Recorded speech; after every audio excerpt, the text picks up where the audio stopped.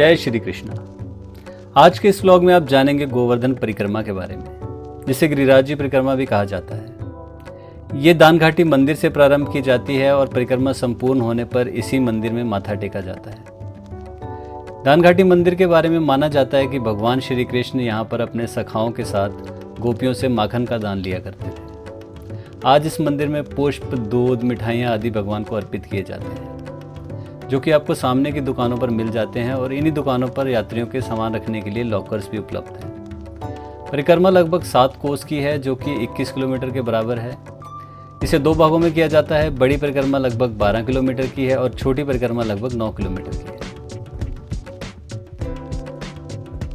परिक्रमा आरंभ करने से पहले यात्री अपनी श्रद्धा के अनुसार 1, 3, 5 या 7 दंडवत परिक्रमा लगाते हैं और फिर पैदल नंगे पांव ही अपनी पूरी परिक्रमा करते हैं। कुछ यात्री ई रिक्शा से भी परिक्रमा करते हैं, जो कि 100-150 रुपये पर पर्सन चार्ज करते हुए मार्ग में सभी मंदिरों के दर्शन करवाते हुए लगभग 2 से 3 घंटे में आपकी परिक्रमा पूर्ण करवा देते हैं। बड़ी परिक्रमा मार्ग पर चलते हुए आप अपने दाएं हाथ पर गोवर्धन पर्वत के दर्शन कर सकते हैं। ऐसा माना जाता है कि 5000 साल पहले ये 30,000 मीटर ऊंचा हुआ करता था, जो कि किसी श्राप के कारण रोजाना घटते घटते अब 30 मीटर ही रह गया है। गोवर्धन पर्वत पर चढ़ने की मनाही है। परिक्रमा मार्ग पर थोड़ी थोड़ी दूरी पर बैठकर विश्राम करने की अच्छी व्यवस्था है। इसके बाद हम संकर्षण कुंड पहुंचते हैं। ऐसा माना जाता है कि बलराम जी ने हल्के स्पर्श से इस कुंड का निर्माण किया था और 7 दिन की बारिश का जल गोवर्धन पर्वत से सीधा इसमें समा गया था।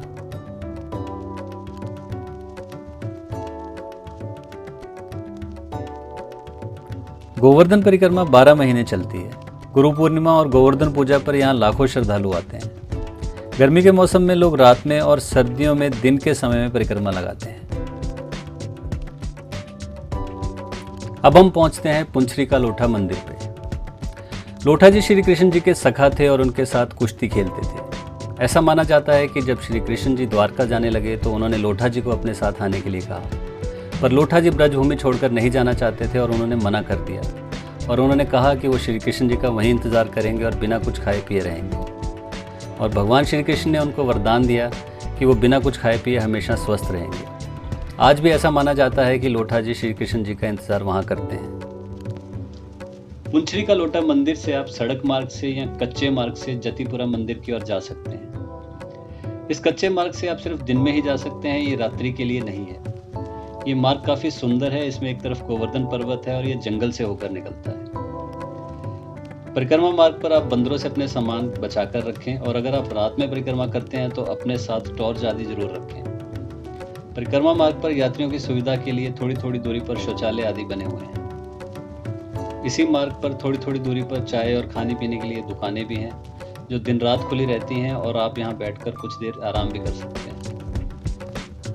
अगर आपको नंगे पांव चलने की आदत नहीं है तो आप परिक्रमा मार्ग पर मिलने वाले हल्के स्लीपर्स, जो कि 25-30 रुपए के हैं, ले सकते हैं और परिक्रमा के बाद उन्हें आप यहीं छोड़ सकते हैं। इसी रास्ते पर एक मंदिर है, श्री गिरिराज इंद्र मानभंग इंद्र पूजा मुखारविंद। ये एक छोटा मंदिर है और यहाँ पर दूध, फल और मिठाइयाँ चढ़ाई जाती हैं। इसके चारों ओर बड़ा ही सुंदर प्राकृतिक दृश्य है और यहाँ पर काफ़ी शांति रहती है।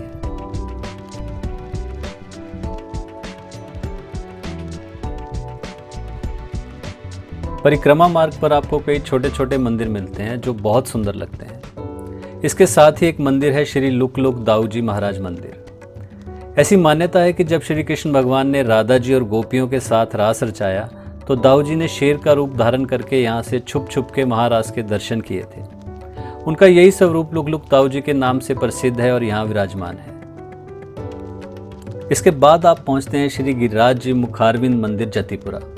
ऐसा माना जाता है कि इंद्र ने 7 दिन और 7 रात भयानक बारिश की थी ब्रजभूमि को नष्ट करने के लिए, और यहाँ पर श्री कृष्ण भगवान ने ब्रिजवासियों की रक्षा के लिए गिरिराज पर्वत को अपनी छोटी उंगली पर उठाया था और इंद्र का मान भंग किया था। मुखारविंद को भगवान श्री कृष्ण का मुख माना जाता है और यहाँ शाम को 4 बजे श्रृंगार के दर्शन होते हैं और सुबह मंगला होती है। ये मंदिर दिन रात खुला रहता है। इसके बाद आप श्री गिरिराज दंडवती शिला मंदिर के दर्शन करते हैं और शिला की 7 परिक्रमा लगाते हैं। थोड़ा आगे चलने पर आपकी बड़ी परिक्रमा समाप्त हो जाती है और छोटी परिक्रमा आरंभ हो जाती है।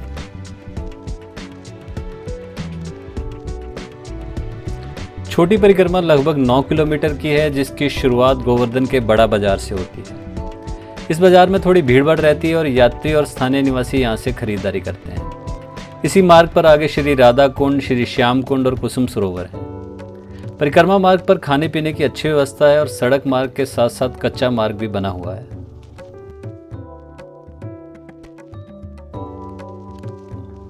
गोवर्धन जी परिक्रमा को मनोकामना पूर्ण करने वाली माना जाता है।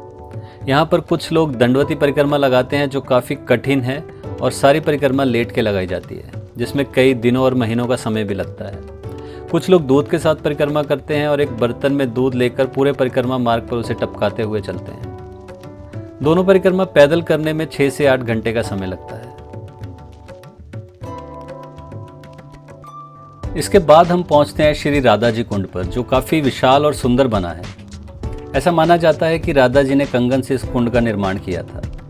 एक बैल के रूप में एक राक्षस जब चरवाहों के बीच में आया तो श्री कृष्ण जी ने उसका वध किया। राक्षस का वध करने के बाद राधा जी और श्री कृष्ण जी ने यहाँ नौका विहार किया था। इस कुंड में दिया जलाया जाता है और श्रृंगार के सामान के साथ यहाँ पूजा की जाती है। इस कुंड में लोग स्नान भी करते हैं। यहाँ पर पैर धोने के लिए मना किया जाता है। इसके साथ ही है श्री श्याम कुंड और ललिता कुंड। यहाँ पर आसपास 250 के करीब ऐसे कुंड बताए जाते हैं।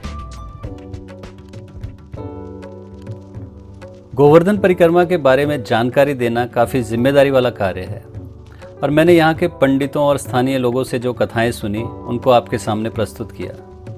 अब बात करते हैं कुसुम सरोवर की, जो कि हमारा अगला पड़ाव है। ऐसा माना जाता है कि ठाकुर जी ने राधा रानी के साथ यहाँ वेणु गुथन लीला करी थी। यहीं से गोपियाँ ठाकुर जी के लिए पुष्प बीन कर लाया करती थी।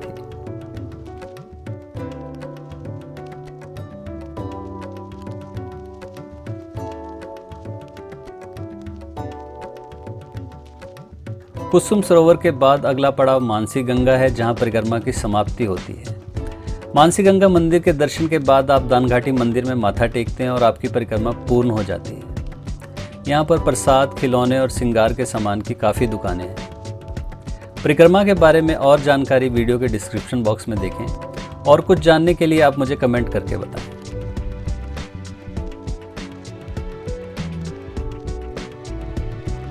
परिक्रमा समाप्त करने के बाद यही वो स्थान है जहां से आप मानसी गंगा के लिए जाते हैं।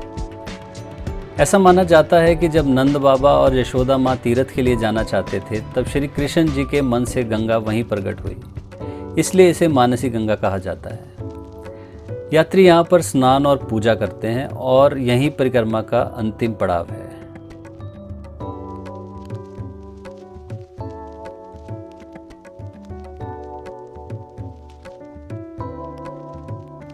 मानसी गंगा मंदिर में दर्शन के बाद एक छोटी मार्केट क्रॉस करने के बाद आप दानघाटी मंदिर पहुंच जाते हैं और वहां माथा टेक के आपकी परिक्रमा पूर्ण हो जाती है। ऐसी मान्यता है कि गोवर्धन परिक्रमा लगाने से मनवांछित फल की प्राप्ति होती है।